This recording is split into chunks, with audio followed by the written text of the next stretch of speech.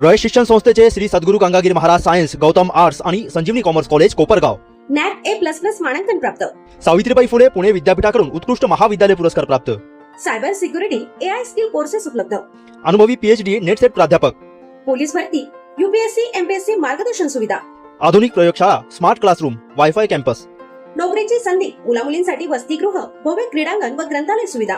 प्रवेश प्रक्रिया सुरू झाली आहे. आजच आपला प्रवेश निश्चित करा. SHGM महाविद्यालय कोपरगाव. संपर्क क्रमांक 02423 223155 आणि 223755. छत्रपती शिवाजी महाराज छत्रपती महाराज. शिवसेना शिंदे गटाच्या वतीने कोपरगाव शहरात शिवसेना पक्षाचा वर्धापन दिन फटाक्यांची आतिषबाजी करत एकमेकांना पेढे भरवत साजरा करण्यात आलाय. प्रारंभी छत्रपती शिवाजी महाराज यांच्या स्मारकास पुष्पहार अर्पण करून अभिवादन करण्यात आले. तसेच उद्धव बाळासाहेब ठाकरे शिवसेना गटाचे शिर्डी लोकसभा मतदारसंघाचे खासदार भाऊसाहेब वागचौरे यांनी शिवसेना शिंदे गटात प्रवेश केल्याबद्दल त्यांचे स्वागत करण्यात आले व विरोधकांवर यावेळी निशाणा साधण्यात आला. यावेळी शिवसेना नेते नितीन आवताडे, माजी नगराध्यक्ष राजेंद्र जावरे यांच्यासह शिवसैनिक मोठ्या संख्येने उपस्थित होते. महाराष्ट्रातील 6 खासदार उबाटा गटाचे यांनी माननीय उपमुख्यमंत्री आणि शिवसेनेचे पक्षप्रमुख माननीय एकनाथजी शिंदे साहेब यांच्या नेतृत्वाखालील बाळासाहेबांच्या विचाराच्या शिवसेनेमध्ये प्रवेश केलेला आहे.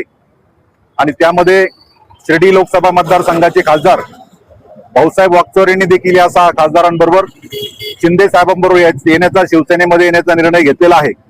त्यांनी घेतलेल्या निर्णयामुळे या शिर्डी लोकसभा मतदारसंघातील सर्व शिवसैनिक आणि कोपरगाव तालुक्यातील शिवसैनिक सर्वांना मोठा आनंद झालेला आहे.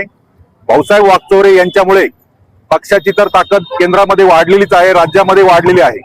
परंतु भाऊसाहेब वागचौरे साहेब हे शिंदे साहेबांबरोबर आल्यामुळे कोपरगाव तालुक्यातील विकास कामांना देखील गती येणार आहे. आणि त्यामुळे शिवसैनिकांमध्ये मनामध्ये मोठा उत्साह आहे, आम्हाला आनंद झालेला आहे. आणि म्हणून आम्ही सर्व शिवसैनिक त्यांचं जल्लोषामध्ये स्वागत या ठिकाणी करत आहोत. परंतु नुकत्याच काही उबाटाच्या काही मोजक्या लोकांनी की भाऊसाहेब वागचौरेंची दिंड काढली, भाऊसाहेब वागचौरेंना फिरू देणार नाही असे काही शब्द वापरले. संजय राऊत यांनी देखील काही भडकाऊ भाषणं केली. आम्ही सर्व शिवसैनिक त्यांना सांगू इच्छितो की भाऊसाहेब वागचौरे ज्यावेळेस शिर्डीमध्ये पाऊल ठेवतील त्यावेळेस या मतदारसंघातला प्रत्येक शिवसैनिक, शिंदे साहेबांना मानणारा सर्व शिवसैनिक भाऊसाहेब वागचौरेंच्या पाठीशी खंबीरपणे उभा राहील.